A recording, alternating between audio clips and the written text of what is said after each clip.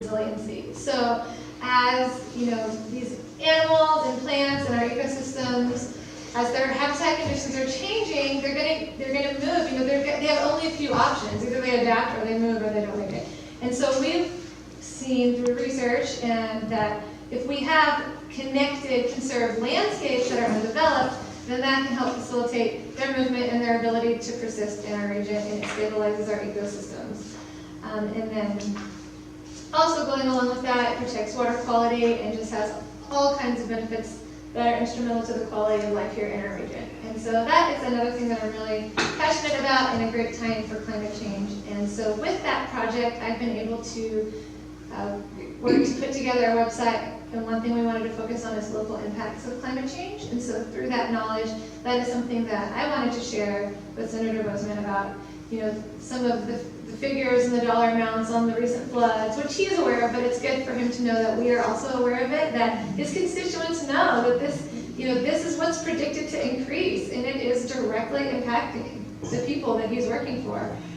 And he was very interested in it, and one great thing that we were able, which I learned after, I did not know this, he co-sponsored a bill that our parent organization, Land Trust Alliance, helped to work a lot on in 2015 to permanently protect tax incentives for landowners who want to conserve their land, because there are fees that go along with it. It's quite expensive. It is a big investment on the landowner. So at least if we have the protection of permanently having those tax incentives, it is something that we can offer as we work through them with the process. And so that is something that he did, and I think that because he's had that history working with the Land Trust Alliance national organization and knowing that we have a land trust here locally, you know, he's from Rogers, he knows the area. So he was really interested in the work that we've been doing and how he can stay connected and follow up with some of the progress. And so it was great to have kind of that bridge towards local action, climate change, things, and you know, farmers that he's interested in, and it was just good to bring him on in a new way of thinking about climate change and thinking about maybe partnerships that we can have down the road. So that was really exciting. You heard me say earlier that we have just finalized a conservation easement, and we did it with Buffalo River Foundation. Do you know Ross Nolan, the environmental lawyer that works with that group? I do not. I'm sure our director, Terry Lane, knows very well. At any rate, we did it specifically because a landowner who has a lot of land, we only have 53 acres on Cave Mountain outside of Boxley Valley in Newton County, had just bought a 40-acre plot behind us. And he and his wife came to our place one evening, asked if they'd come and visit. We've always been nice acquaintances with each other. And they asked us, could they use one of our old driveways to get to their 40 acres, where they already had access. And this particular 40 acres had been sold and logged, sold and logged, sold and logged every 25 to 30 years.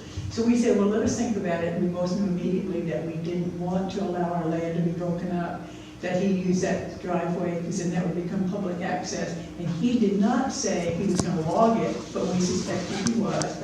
He said instead he wanted his son to be able to have a camper put on it. So he and we walked the land, and we know our land pretty well, and we knew that particular plot right behind us. And we had to tell him no because of the reasons that would then become a public access driveway. And he said, well, I didn't know that. His dad had been sheriff of Newton County, and we know he knows a lot of stuff. So at any rate, we've gotten in perpetuity for no roads, no subdivision, no extraction, and no lumber. But the tornado that took out our barn also took out a lot of the woods, the trees, and some of our field trees. And so when the loggers came just last week to make our particular into lumber, not to log our place, just to take down the trees that were easily accessible. Other neighbors had a lot of trees taken down, and they had logging done a lot, not the way we respect the trees. Well, we learned from the loggers that a lot of the oak trees are dying anyway. We knew the black red oaks were dying anyway, but we didn't know the white oaks also were having trouble. Most of them had to do with borers. Have you heard about this, and do you know about, these are climate impacts? And our logger person said, no, I think the trees are dying purely because of borers. Whereas our experience says we've had enough climate impact that it makes the trees weak, that it brings in the borers, and that's what's happening out in the west as well. Right, and then it makes them susceptible. Right, Because- so he had said within 20 to 30 years, the Arkansas Forestry Commission says we will lose our oak trees. And so some of our neighbors were having all their oaks taken out anyway, and it's all second growth hardwood, none of it's brand new. Some of the trees are, this girth, but most of them are second growth and they're that girth, so they're not very big. It may take, well anyway, for $400 a truckload, our neighbors were making that money to have their forests taken down. And to me, it saddens me because of what trees do for the planet in general, Right, that's hard to stomach. They have to make money. So what do you do in that situation? I mean, to me, a tree is incredible. Right, and I mean, yeah. He suggested to the woman next to us to go ahead and take down her oaks because they were going to die anyway. And so she agreed. So, okay, and so she was able to make a living off of the forest. And up here it's considered renewable, where I don't know if that's true any longer with climate change impacts. I don't know that it's going to come back again the way it has been in the past. Well, what I've seen as far as shifting ecosystems is there is a lot of uncertainty. There's even the University of Missouri has seemed to put out a lot more of the concrete estimates, which is our same habitat. I mean, right across. But so there have been some studies published within the last year that address that more closely. But like you're saying, I mean, it's predicted that the species that are worth money and these hardwood trees, that's what we're going to lose, and that's what's valuable, as far as economic impact, and that we're going to see more scrub species that are. So. Ma'am, you were going to talk about there. Yes. So what you were saying, actually, talking about what are people to do and listening to their stories is a perfect segue. And part of the reason that I told you guys that long story about myself is because one of my favorite sessions at the conference was the art of storytelling. And it was really fun. Peg was with me at the session. And so if you guys haven't heard it before, I encourage you to seek out the Citizens Climate Radio. The host, I can't remember his name, Peterson Toscano, is really fun. He is a great storyteller. He is a scholar. He's a comedian, and he's really engaging and fun to listen to. He's a biblical scholar, and he has all these characteristics that seem like they wouldn't go together, and they just make this perfect combination of interesting. It's not the podcast, but the radio. So they have a monthly, it's called Citizens Climate Radio, where they put out a monthly episode where part of it includes storytelling, and then they have a segment called Art House with kind of a recommendation, and then they have a puzzler where they have a question that they throw out to the listeners, and throughout the month you can call in with a reply, and they kind of read the replies. That's once a month, but he also hosts the Yale Climate Connections radio station, and they have climate stories 5 days a week. Is that clear? 5 years in? I think so. So you can get the Citizens Climate Radio through the CCL website. It's just one of the drop-down menus and through the archives.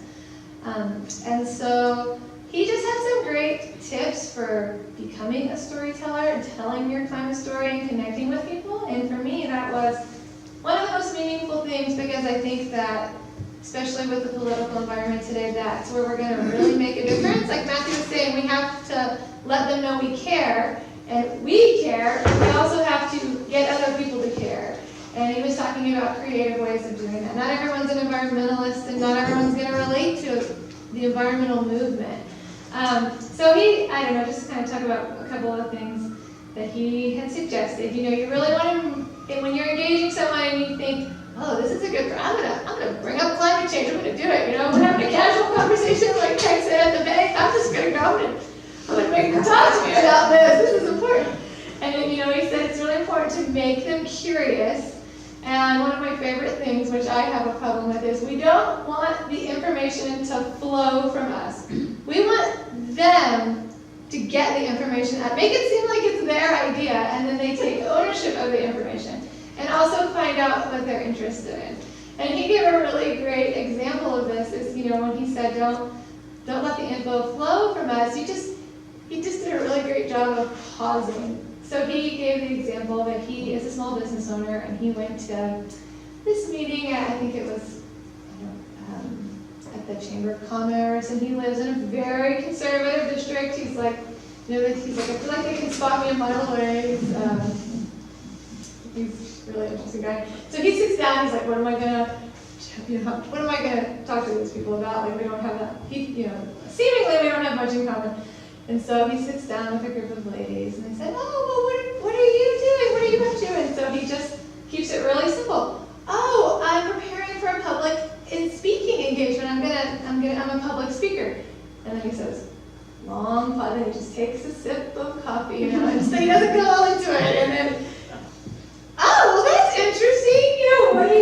What are you speaking about? And he's like, ding, ding, okay, this is what I do. And so then he says, oh, I'm delivering a presentation on what the Bible has to say about climate change. Long pause, and then he just says he takes a sip, and he says, you're practically jumping out of their seats, they're like, well, what does the Bible say about climate change? So we just get really, and we don't all have that to contribute, we're not going to be talking about climate change in the Bible, but it was just a really good way of, for me, it was really useful to I just want to tell everyone everything, I'm excited and I want you to know, but it really works well to have people drive it out of you, you don't just throw it on them, and then it helps them to process it and relate more to where they're coming from.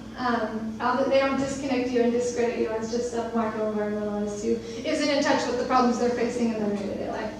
So that was probably one of my favorite sessions that I attended. And the way that he did, he had us break out into different groups. And Peg, you were my favorite. Peg actually got up and shared her ideas with the group on her climate story. But one of the keys, so he just was kind of programming us to kind of have it in our heads if the opportunity ever came up. You can just throw it in there casually, talk to your neighbor or whatever.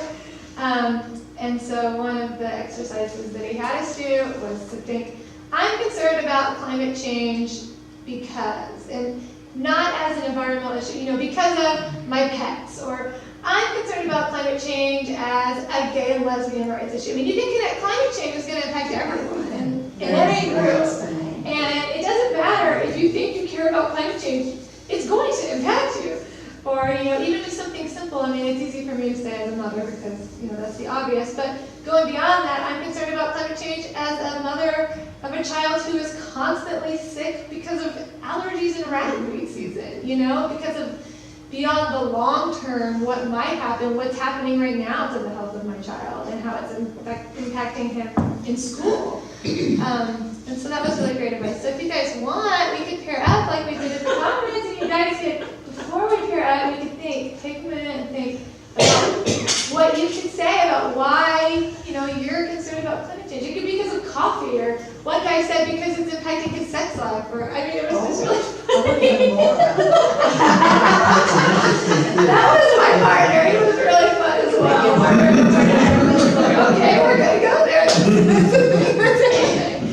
But what were you going to say? Well, I would like to tell an unsuccessful story. All right. Unsuccessful story. Maybe, well, we'll see. On Cave Mountain where I live, I have neighbors that I've known anywhere from 10 to 35 years. And there's a little yoga group down in the valley. Well, we're all, left of center folks. We're all back to the landers and Mother Earth News and all that stuff. So I thought, I'm going to take all of my stuff from CCL and from Book Forum and Transitions to my neighbors. So they know that I'm a fanatic about climate change. And I've tried, and we go carpooling down the mountain to the valley and have our little yoga session every Monday. And I'm not home all the time, so I'm not quite as involved. And the other little key that I discovered, Headwaters School is there. And all of these other women had children, and they all went to Headwaters School. Okay, I didn't do that, so I'm peripheral. So I want to build community. So they know I really want to talk climate change. They don't. They want a laid back, let's commune together, go into yoga, and come back. Well, one of the members, who will probably stay on Cave Mountain forever like I intend to do, and will die there like I intend to do, told me, oh, I just read the 6th extension by Elizabeth Coley. I said, I know, yeah. Well, I gave that report, months ago. I gave that report here. And so I said, oh, this gives me an opportunity. So I said to two of them, how about we start reading books or something like that? I was getting really excited. So that night, I wrote this long letter to all 5 of them, saying, here's stuff we can do, I can make suggestions, as we ride down to yoga every time, we can talk about it. Well, it was several days, nobody responded. So I sent out a little quick note. Was it just the wine talking that made us be interested? Because what we do is we vent the basic. I make apple wine, and Suzanne makes everything in the world wine. We sit down here and share 1 or 2 bottles, the 5 of us. And we're just gonna go up Cave Mountain. It's not like there's any traffic that time of day. So anyway, I said, was it just the wine talking or what? That nobody has responded? Well, 2 of the 5 wrote me back.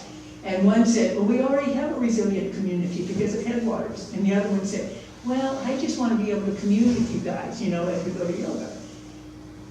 So I thought about it for a couple of days, and I wrote everybody back and said, wow, it was really good to get your feedback, because now I know how to make much more concise my request. So my request from now on will be something along the lines of, okay, if we're already a resilient community and you ladies are all very skilled, like all of us can, you know, can we rebuild the engine of a car, I can run a chainsaw, I can get on the top of a barn and have a routine, you know, just all those things you gotta know what to do, you know. I said, well, if I learned some good stuff from this transitions group that I'm working with in Omni, I'm gonna bring that back. So here on Cave Mountain, not the larger Ozarks that headwaters, you know, came from, but just here on Cave Mountain, because it could be, as some scientists say, that between 3 and 10 years from now, that's a short window of opportunity to mitigate carbon emissions as it is right now. And we might find ourselves isolated on Cave Mountain, so we'll have to depend on each other. So do you see that even though it has somewhat misfired, it's still getting the information out there to people who I already know are on my team, you know, who just may not want to do the painful.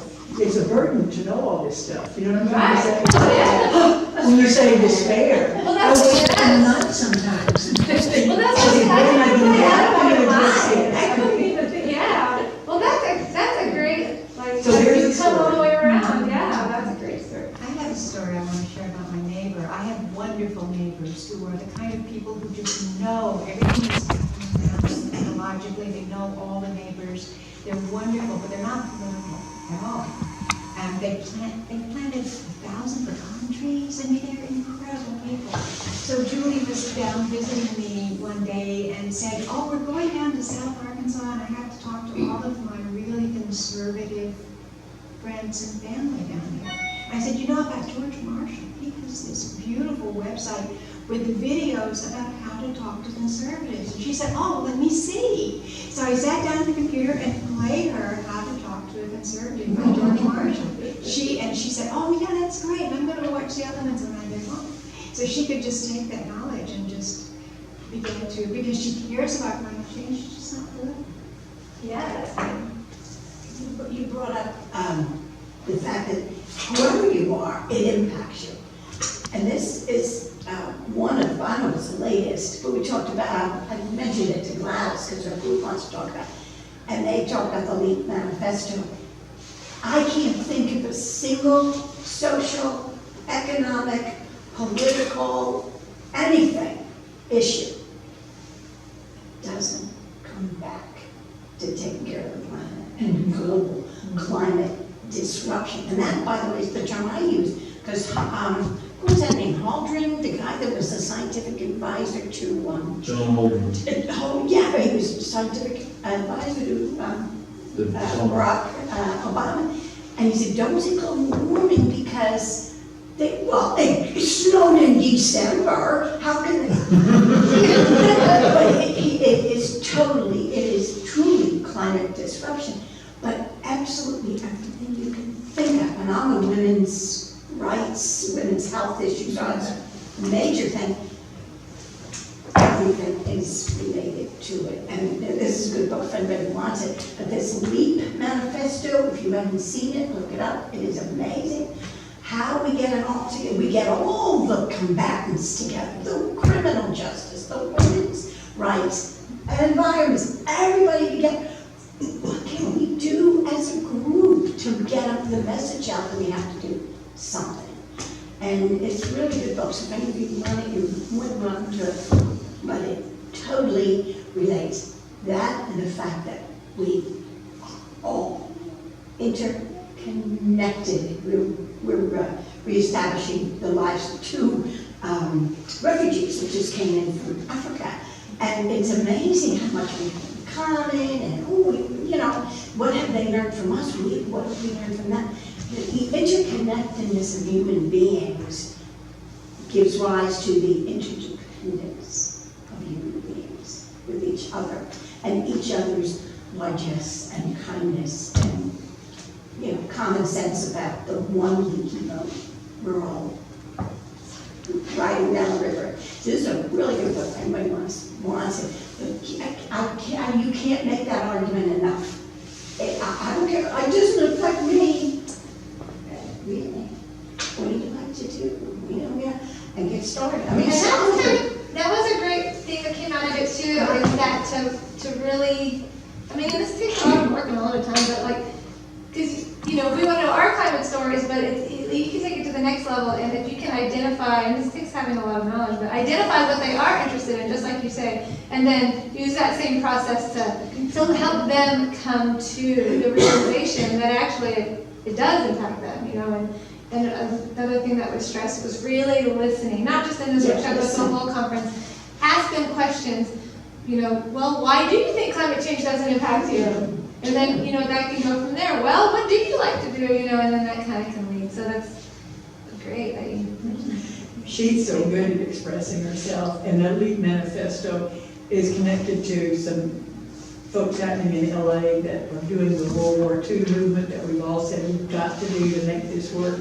So it's the momentum that Art was talking about in Vietnam time, when enough people finally, it went over the top. Well, the same way now, the movement, all the movements are building. But Naomi Klein in the LEAP manifest, I associate down now with the World War II effort, to actually get it done. I was surprised after all this book, they could gel it down to this 2-3-page manifesto. It's so simple. This is the way things are, guys. Let's do it. This is why and it's really good. And if you ever want a treatise on how to write succinctly and get everything in the world talked about, this LEAP manifesto is really good. So, anyway, Did you want, George Marshall mentioned that developing a personal narrative is one of the most important things that we can do in reaching out to other people. So do you want to try that little exercise where we break it down? Sure, we can. can. You guys want to? Sure. Yeah. Yeah. We could just do pairs. What they did at that workshop is just to say, everyone takes 2 minutes to think, so you have to totally on the spot. Would you and Shelley do one in front of us so we know more what you're talking about? Would the two of you talk as if you're doing that? Sure. And then do it, like that in front of us so we can see. Just pretend we're not here. Sure. Okay, what is really on my heart right now is I just got back from Guatemala. And I saw firsthand that these people are living under an extreme trauma from the civil war that happened in the 80s, where thousands and thousands and thousands of people were killed. At the same time, I was reading Tropical Chaos by Christian Parenti, talking about how climate change is a threat multiplier, and everything that's already happening because of geopolitical tensions is getting worse because of droughts and floods. And in El Salvador, there was a drought where 42% of the land was affected.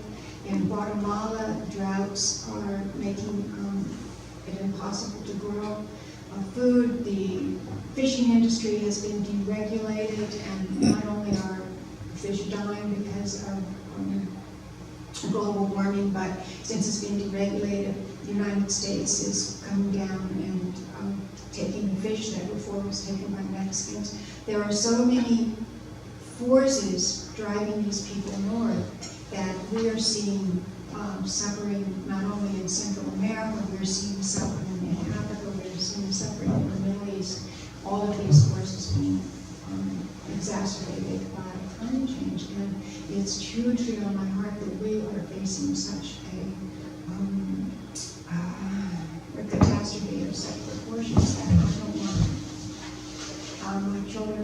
suffering this, but it's not only my children, but they just like all these children in Guatemala. I don't know what they're going to do. I don't know what their options are. They don't have that many options. That's where my heart is now. What if, oh, you No, guys, you guys are, I thought you guys were. No, we're doing Maybe I shouldn't an bring it example up. for us.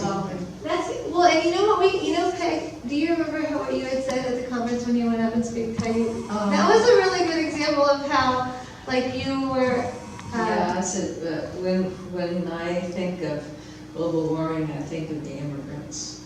And and then she was like, quiet, and then, yeah, and and I like, said, oh, what do you mean? I don't think of immigrants with global warming. yeah, and he says, what do you mean? And I think, and I said, well, yes, they're moving, and it's they're moving up to where we are, and then we're having to pass horrible laws to keep them out, and then we have to kick them out and have their children can't go with them because they're American citizens, and then it's my taxpayer money that has to pay for their foster care and well, you know. And she just went, oh my god, it was just really fun. And so I guess part of it too is that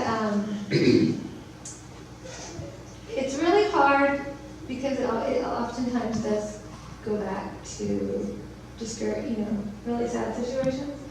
And so, like an example would be, when I was, in telling your kind of story, it could be of something happy. When I think of climate change, they also talk about speaking in metaphor. So when I think about climate change, it reminds me of when I was in the Girl Scouts. And okay, well that's totally random. Someone would say, what do you mean? And they'd say like, well, we had this project that we were working on in our community, and it seemed like it was going to be impossible, but we all pulled together and we were able to accomplish our goal. And that, to me, is how I feel about Citizens Climate Lobby, that we do have the power to do this if we all come together. So I think it was another good example.